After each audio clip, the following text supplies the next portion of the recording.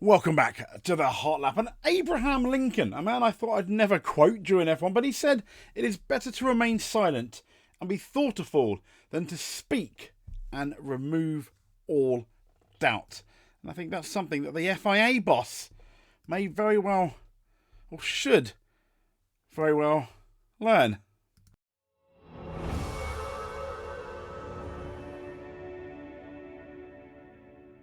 So am I being harsh? No, to be honest. So, and this is why, Ben Sulayem has said the FIA isn't getting enough credit. We only get rubbish. Pray tell, what do we mean?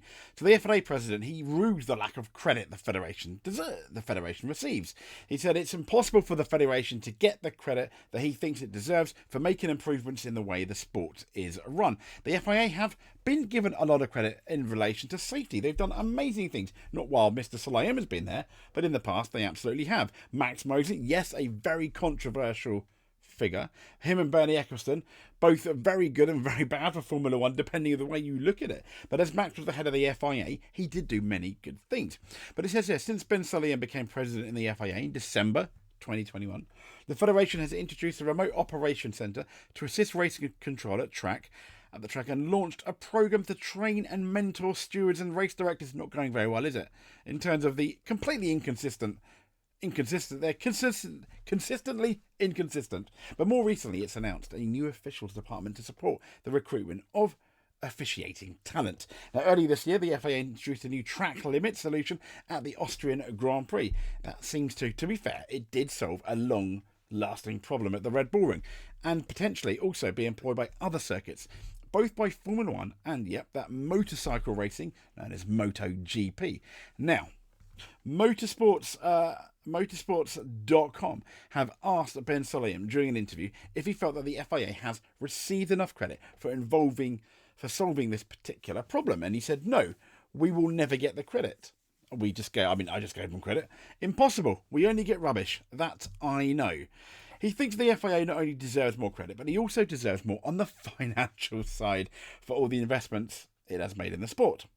He said, when you look at it, everybody made money out of the FIA. Everyone except the FIA. Everyone gets the credit except the FIA. It's true, he continued. When I took over, we had a running operating cost of minus 20 million. Why? Because we have our income as everybody. But look at the promoters, and good on them. I congratulate them. They are smart enough to do that, he said. But I'll be very, very honest, as always. So Liberty Media did a great job in transforming Formula One. If you tell me if I could go back in time, would I do that? No way. I wouldn't do that. But I would just make sure that the FIA is two equals with them. They are a good promoter. They are. If you ask me today, is there anyone more who is more capable as much as them? I can see that there isn't, he said. Support them in what they are doing. The FIA works with them in the best way possible. But then the regulations and the governance is the work of the FIA. That's their job. That's their job. And then let everyone make money. Let the drivers have fun, race in a safe way and make money. And let the team principals make more money. They are. But the FIA will never get the credit. Impossible. Okay, Ben. Okay, let's get into it then, shall we? I mean, that was our opening thing. The FIA grows. Do you want it to be like wrestling? And you know who will win? Yeah, he rules out a split with Liberty Media. To be fair, I would like to say the FIA needs Formula One more than Formula One needs the FIA, at least at the moment. And obviously, there's this conflict between teams. He's also disliked, Ben Sulayem, by part of the press and by members of F1, critical of some sanctions of the stewards of certain rules. And he said, I'll say one thing, Ben Sulayem said to Motorsport magazine, and I'll say it modestly and clearly. The day will not come when we wake up without the FIA. Okay. And with respect to others, it's different, and this is in relation to the split, if there is ever going to be a split between F1 and the FIA. He says Liberty has every right to sell, and so there could be another reality tomorrow. F1 would no longer be with them, therefore we would have to relate to others. I respect Liberty. They're here to make a profit. They are smart people, and I support them. No, you don't. Ben, and he has distance FIA from F1 issues. He said he would. He said the FIA... I mean, he already contradicts himself here in terms of making money. He says here, the FIA is different. We are not a profit-making reality, but we also have to safeguard our finances and we have to give more value to the people who work for us. And on the split rumours, He said some people are talking about a split. Do they really think that the big constructors would race in a championship without having a regulatory body? No, they wouldn't. Doesn't necessarily need to be the FIA though, does it? So what do the FIA do? Well, let's have a look, shall we? That is a gorgeous flag, as you can see here. So, Formula One. This is what the FIA do. They govern. They essentially govern motorsport, including Formula One. Newcomers to Formula One may frequently hear references to a mysterious, omnipotent entity called the FIA. Now, as we know, Liberty Media own the commercial rights to the sport. A more accurate description, it says here, would be that Liberty Media, they lease the commercial rights to the sport for the FIA, the Federation, the International de l'Automobile. I probably got that a bit wrong, but sorry. But it retains the rights to the Formula One Championship and the name and the rules. The FIA, though, they're heavily involved in the governance. The FIA is the sole international governing body of motorsport. They were established in 1904, so let's be fair, before any of us were born, as the association called the International de Automobile Club Reconnaissance. I completely destroyed that, but it began the organisation of Grand Prix racing in 1922. Now, in 1931, the European Drivers' Championship began under the AIA-CAR, and after World War II had ended, the organisation renamed itself the FIA, with the sporting arm renamed FISA. So the FIA is the most prominent sporting role to license and sanction Formula One. The FIA through the creation of rulebooks and the supply of suitable personnel for adjudication.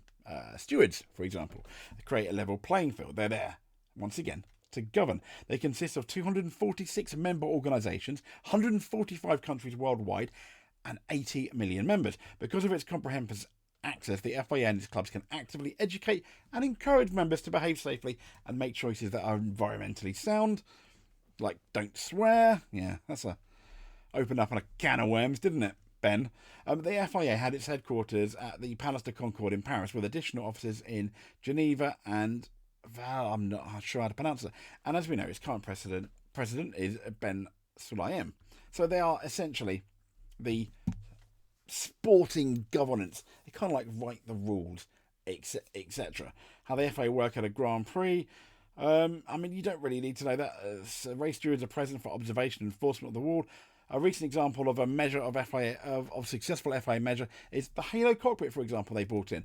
And they have got enough credit for that. How many times have we said, and a lot of people have said, if it wasn't for the Halo, people would not be here. Think Italy, 2021, Verstappen on top of Lewis Hamilton, for example.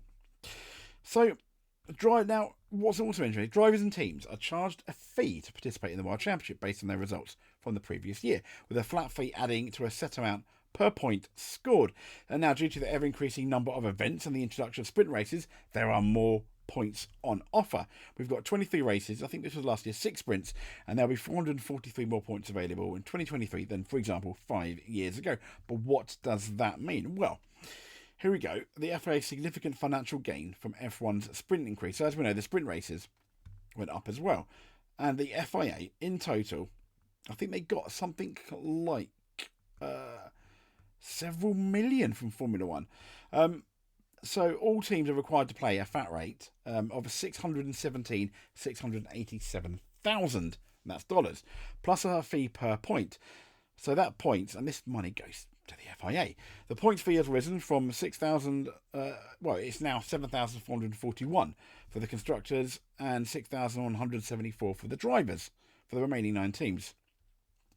Sorry, the drivers' fees are not made public, but Autosport has learnt that the 2023, their points fee has been increased to basically 2,100 per point they got to pay. I mean, that's amazing. And all this money get the FIA. Now, Red Bull, as we know, has been hit the hardest because they finished first and second with Verstappen and Sergio Perez. All the FIA's prize gala, team boss Christian Horner quipped that he didn't realise how much we had to pay for the FIA for the points. I got the bill the other day and it was incredible. I mean, they get a lot of revenue. I don't know how much. 2023 entry fees. I mean, this is the 2023 entry fees to the FIA. Look at that. Millions and millions. A total of $21.6 million. $21 million. And the drivers, $26 million in total. The $5 million for the drivers there. I mean, what the heck? And he's moaning about money. Ben Sulayem.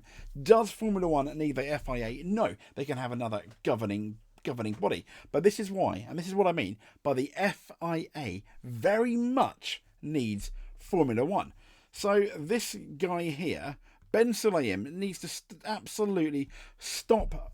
He just needs to not talk, if I'm honest. The amount of things he says, he's a very silly man. Anyway, I'm going to stop me getting more cross. I hope some of that made sense. If it didn't, comment below. Maybe I'll do like a whole new video about it and explaining exactly where the money goes. Let me know. If you liked what you see and you weren't too confused by it, I really hope you weren't. Give us a subscribe, hit the notification button so you do not miss a video. And we will no doubt speak to you soon.